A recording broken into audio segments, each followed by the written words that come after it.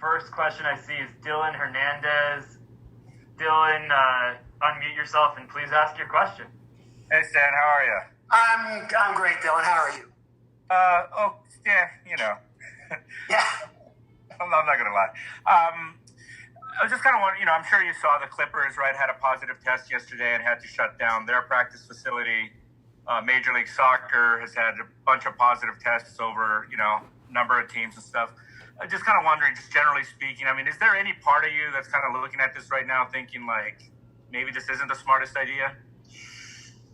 We've had all kinds of thoughts since this began, but to be fair, I think we've done as good a job, and I mean all of baseball, has done as good a job of preparing everyone involved in the sport, front office people, as well as all the players, to give this the best shot. I think there is real value in getting back on the field, not just for our players and not just for our organization, but for the country as a whole. And so it's worth taking the shot, assuming you can do that with the maximum amount of safety. Now, the maximum amount of safety contemplates that there will be people from time to time that test positive because we're doing so much testing. We have protocols in place to deal with those so that it doesn't, go into an outbreak of any kind. And as long as we have what I would call an acceptable level of incidence and proper and appropriate treatment of whatever arises, I think we're going to be okay. But, sure, I guess we're all learning as we go. And I feel good about the protocols that we have in place so far. As you know, you've seen them, I'm sure, and they're elaborate. We have, I think the last count for the last version was 113 pages in our manual. So we've taken this with great seriousness in order to produce a product that I think everyone wants at the end of the day, and it is worth all of that effort. So, obviously, you've been around this game for a while. You know what ball players are like. How confident are you that you can kind of get everybody to, act in a responsible way, so to speak? I have a lot of confidence about the players because they understand what's at stake. We've also spent so much time with each of them up till now, going through the processes and going through the steps leading up to getting here to the opening of summer camp today. Obviously, there's a dimension to this that involves more than just the players. It's wherever they are when they're not here, and where those people that they come in contact with are, in the rest of their lives. So it's complicated. It's tricky. I have a high level of confidence about our players who have, I think, been made to appreciate the seriousness of all this. But as I said, this is a problem that extends far beyond just the players. And we're aware of that. I think we're prepared to deal with that in the most responsible, safe, and appropriate way. No, I can't tell if that's a home office or if you're at the stadium, but are you going to be around, given, not to call you old, but... I am at the stadium. I am a Tier 2 employee. I will be around some. I don't think I need to be around every day here, but I wasn't around spring training every day. But we have all the people that need to be here will be here. Today, yes, I'm at the stadium. Dylan, we're going to give other people a chance to ask some questions here. So hold on 1 second. We're going to bring in somebody else. Also, Stan, I got so excited to call on Dylan for his 4 questions there. Yeah. I know you had some opening remarks on the All-Star game getting canceled and also the Dodgers being awarded the 2022 game. Yeah, let me talk about that for a minute. Besides the general good news of the first day of summer camp, I'm also very pleased about today's announcement that we have been awarded the 2022 All-Star game. I want to thank Rob Manfred, who stepped up when this was apparent, and he agreed immediately to give us the very next available game. And as always, I want to thank Mayor Eric Garcetti and Councilman Gil Cedillo for their support in doing all the things that we need from the city to get the game. So I'm pleased to have the distinction of being the first team president to be awarded the game twice in 2 years. That's kind of cool. And I will tell you something all of you should pay attention to when you get to the ballpark. We had a lot of elaborate preparations coming into this year, not the least of which is this huge, fantastic renovation that we had done, partially in honor of this year's All-Star game, but it really has turned out fantastic. And along with that process, which we slowed way down in mid-March, we had new signs going out there, and one of the signs was a sign, honoring this year's All-Star game. And when it started to become apparent that, the game just wasn't going to happen this year, let's call it a month ago or whenever, it was the same time that the new signs arrived. And we didn't know what to do because we have a new sign for the All-Star game, the LA All-Star game, going up right there above the right field visitors bullpen. Well, when we opened the sign, no one had thought about it before until it came here, but it was then that we realized there is no date on that sign. It doesn't say 2020. And I guess that makes sense because it didn't need to. It was only up for this year. It was honoring this year's game.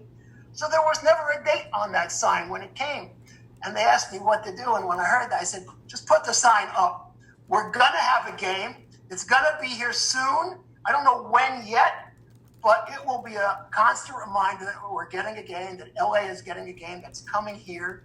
And so if you look at that sign up there, it doesn't say 20, it doesn't say 22, but it does say LA is getting an All-Star game, and that will be a constant reminder for us until that happens in 2022. So, I'm very excited about getting the All-Star game. I don't need to remind everyone how long it's been. One nice thing about the delay is that the $1.5 million, I forget the exact total, that was pledged for community projects by MLB and by the Dodgers, by the Dodger Foundation, those are still going to be committed this year. And we'll talk about what else might happen down the road in 2022.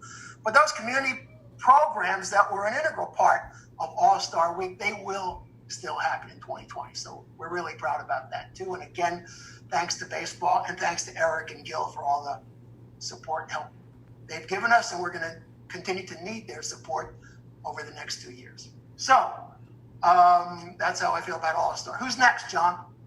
All right, our next question is going to be Claudia. Claudia, you can unmute yourself and ask your question. Yep. Can you hear me? Claudia. Hi. Hi, how are you? Good morning. So, what's the organization doing for the family members of the players, coaches, and other employees as far, the situation that's going on right now? Well, we have provided testing for family members, and we will continue to monitor everyone's health.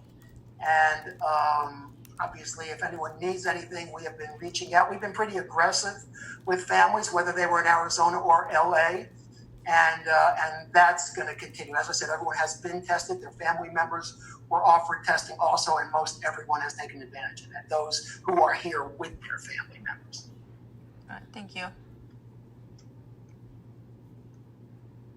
All right, and a reminder, please just use the raise your hand function at the bottom if you'd like to ask a question. Our next one is going to be Jorge Castillo. Jorge, please unmute yourself and ask your question. Hey, what's up, Stan? How are you? Hi. You mentioned a little earlier at the beginning here that as long as there's an acceptable level of incidence, this can proceed.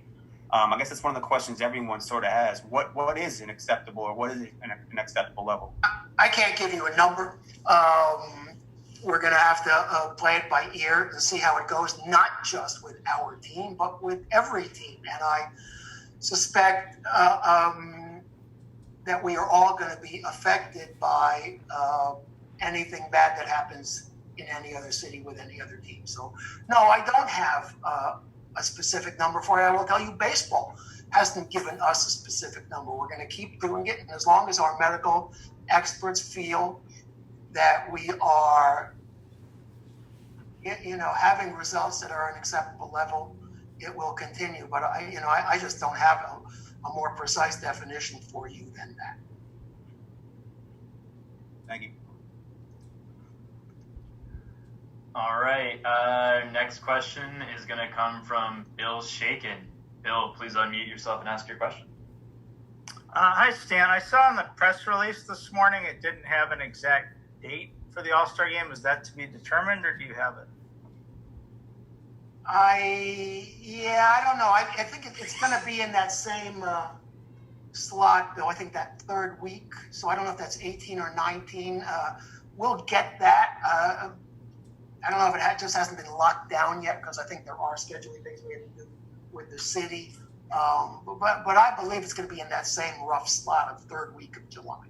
Okay, and for fans who had tickets to that game, or I guess to any of the regular season games this season, what can you tell them about refunds and how those will be processed? Well, for people who had tickets for the All-Star, if they want to keep their tickets on account, we would encourage that, and we are providing an incentive for those people to keep their money on account with us. If you want a refund on Monday, you will be able to go to the website and get your refund. As it relates to tickets for all the other games on the schedule, I think we're still waiting for the schedule to come out before we announce the next steps on that. And that should be very soon, like early in the week, next week as well. Thank you. Yeah. All right. Our next question is going to come from Jim Hill. Jim, unmute yourself and please ask your question. Hi, Jim. Hi, Stan. How are you today? Great. Yeah, I can tell. Stan, you know how important the Dodgers are to this community and to the world of sports. Will you talk to, or have you talked to your players about how important they are to this community and to the world of sports, considering the fact of all the things we're going through right now with the pandemic and with the social unrest that this country is going through? Well, we do that all the time. It's one of, we drone on and on about the three pillars here, but one of them is community relations, and we talk to our players about that all the time. That ESPN award a week ago for having the most robust, what a humanitarian team of the year, whatever the official name of that award was, that was very meaningful to us, because it is not just a reflection of all the work that our foundation and our community relations staffs do, but it's also a reflection of all the work our players do in the community, not just with money, but with their time and with their effort. The importance of this organization to the community, the relationship to the community, and vice versa, historically has been profound, and we talk about it all the time, and we will continue to talk about it all the time. Stan, with all the things that are going on right now, what's your biggest concern about your club? Well, look, we have to be as close to perfect as we can be on the health front. We understand, people get sick and people have injuries as part of our business, but we need to minimize that to the greatest extent possible. Everything else will work itself out on the baseball side, on the product side. Later today, you'll all get a chance to talk to Doc and to Andrew, and they can talk to you about specific team issues. I'm not going to bore anyone with the business challenges this has provided for us, but number one among everything is, can we get through this and keep everyone safe and healthy? That has been and will continue to be our largest concern. Thanks, Stan. Good luck, man. Thank you. All right, our next question is going to come from Pedro Mora. Hi, Stan. Can you hear me? Yes. Cool. I heard you express your confidence that the players will act responsibly because they know what's at stake. But I'm wondering, off the field, away from the stadium, is the organization advising players not to go out to eat or not to go to others' houses for dinners or those sorts of behaviors with some risk attached? Yeah, we're going to tell them about all of it, and we're going to remind them. And by the way, I think all of you know, this team has a stellar group of veterans, and the veterans' delivery of that message will be even more important than mine or Andrew's or Doc's delivery of that message. I think we have real responsible people on the staff, both the young guys and the old guys, but I think we have a reasonably responsible group of players. We will continue as often as possible. Andrew and I were talking about this the other day, and he said, we need to make that point at every possible turn, right to the very end of the season. And we will. You're right. We have to reinforce that. You can't slip. You can't make a mistake, because the consequences for yourself and for your team, and ultimately for the whole industry, are too extreme. So, yes, we will continue to advise them on all of the best practices. Mm-hmm. Is it going to be a sort of zero tolerance sort of thing? Because already since they've been in LA, I've seen a couple players post on social media that they're eating out at restaurants, things that are permitted, but maybe not advised, right? We will continue to advise. That's all we can do. We will give them the best advice we can. Thanks. All right. Our next question is going to be Lee Hamilton. Hi, Lee. Hi, Stan. Thank you for doing this. I'm calling from San Diego. In your dialogue with the commissioner's office management people, has there been any discussion about, quote, opt-out? If I have a player that wishes to opt out, does he have the ability to come back mid-season if he changes his mind? Or if he starts, opts out, could he return during the course of the season? Has anybody had any of that dialogue? There has been some of that dialogue, and the rules there are tricky. I can't give you one straight answer, because it depends is the answer. It depends what his condition was when he opted out. It depends what is happening in the season. And truthfully, some of these rules are going to evolve as circumstances dictate throughout the sport. Yes, it's been a subject of discussion, and no, there are no hard and fast rules yet, other than it depends on all the circumstances. And a follow-up, sir, do you expect any of your players to opt out? I don't know for sure yet. I'll know more today. We're in discussions with various people, and again, later today I should have more information on that. Thank you, sir. Yeah. All right. Our next question is going to be John from KNX. John, please unmute yourself and ask your question. John looks still muted. Yeah, he looks still muted. Anybody else wants to feel free to raise your hand. We'll get some more questions here, or else we have some repeats. Stan, can you hear me? Feel free to ask your question. Oh, there's John. Hi, John. Can you hear me? Okay. Yeah. So basically, I know we're in a spike of the coronavirus right now, and so obviously things are being dialed back. But, I talked to a health expert a couple of weeks ago who deals with infectious diseases and asked the question, there's 56,000 seats in Dodger Stadium. Why can't they figure out a way to get 15,000 people in there? She told me the big concern was people showing up and leaving at the same time. Well, you guys just revamped the stadium so people can come in many different ways. Can you see a time this season we're going to have people in there watching games? Well, there's no question that if the regs permitted it, and if the professionals thought it was safe, that we could do it. And we've, worked on various scenarios if it ever became safe. But right now, our local, and this is mostly LA County Health, they just don't deem it safe. In fact, I'm not sure there's any stadium anywhere at the moment whose health department has deemed it safe. And so that's what's going to govern any decisions like that. If it was safe, we could do it. But right now, our local officials aren't thinking it's safe. And from talking to them, I don't think that's going to change in the very near future, if at all this season, but we'll see. Again, the safety and health is going to dictate that and nothing else.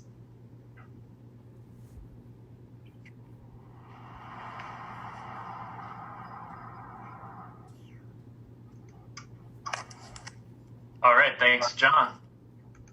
Next question, we're going to go back to Jorge Castillo. Stan, just wondering if what modifications, if any, have been made at the stadium to ensure that you guys will, adhere to the rules. The whole 6 feet between lockers and all that? Do you guys have to make changes to the clubhouse or add a new clubhouse, things like that? We are using a lot of areas that we don't customarily use, including both the home and visiting clubhouses. We are having meetings and dining spaces outdoors. We also have another training / weight room out in the center field plaza that is outdoors. We have done things like that. And I don't need to tell you the social distancing measures we put in place for media. So, we're doing all those kind of things while still trying to get the baseball practice in the best way we can. Thank you. Yeah. All right. I think we have time for a few more. Ron Cervenka, you are unmuted. If you could unmute yourself and ask your question. Yes, Stan. I hope you and your family are well. You too, Ron. Thanks. Have the modifications at Dodger Stadium been completed? Yeah, basically. We stopped little tweaks like adding, some chairs here and some knickknacks there and doodads and things like that. But all the main areas, yeah, they're done. And most of the doodads are in. But they're just some stuff, we don't really need for a while, if not till April, right? Or March. So, but basically, yes, I would say it's all done. Well, congratulations to you and to Janet Marie. Thanks. Yeah. All right. If anybody has a last question, we have a couple more minutes. All right. A couple more just popped up. Jorge, you're back. If you could unmute yourself, please. I just got two, Stan, here. So, do you know, has Major League Baseball communicated to the teams how these rules will be enforced, whether it's the no high fives and no spitting? Will those be enforced at all? How do they? I don't know the answer to that. Listen, the truth is, as elaborate as the manual has been, there are still a lot of unknowns as to how things proceed. And we are expecting an evolution of modifications to the manual and to rules and to the enforcement. If something looks like it's going to be a problem, well, then we will obviously step up enforcement. If things don't look like there's a problem, there won't need to be any more stringent enforcement. So no, I don't have any specifics about how it's going to be enforced. We've been told what to do. We're going to be expected to do it. And I think we will. And yesterday there was a video on social media, Turner, hitting BP, and it was crowd stadium noise piped in. Do you guys plan on doing that, proceeding with that for games? And what else will you guys do to sort of maybe change the atmosphere to avoid the... My understanding is that every team is now looking at that. It's mostly really good for television. And if you've watched any of the Korean games, and Jorge, I know you must be addicted by now, you know that the crowd noise, the slight murmur in the background on TV is really a helpful element to the games. I think it's what made those games feel so familiar on TV. If you're comfortable watching it, because as I said, it feels familiar. So they did a good job. I think we're going to do as good a job or better, and every team is looking at that. So yeah, standing here today, I expect there will be crowd noises, and I expect there'll be some of the fun things too, either the cutouts or the banners in the stadium. We haven't quite landed on exactly what we're doing just yet. Our first regular season game 3 weeks from last night, and maybe that evolves too even after the season starts. But we will be doing things like that for sure to aid both how it feels for the players on the field and for it to look good on television, which is how the only way all our fans are going to be experiencing our games for the foreseeable future. Thank you. All right, and then I think we have one last question here from Bill Plunkett. Bill, feel free to unmute yourself and ask your question. Hey, Stan, you just mentioned that the opener will be 3 weeks from last night. Can you confirm that that's going to be at home against the Giants? I can't yet because schedules haven't been released yet, and that's going to evolve too until the last dot is dotted, we won't really know, because any change to any one game in any city has a domino effect. So we really don't have a schedule yet. We don't have anything to announce just yet.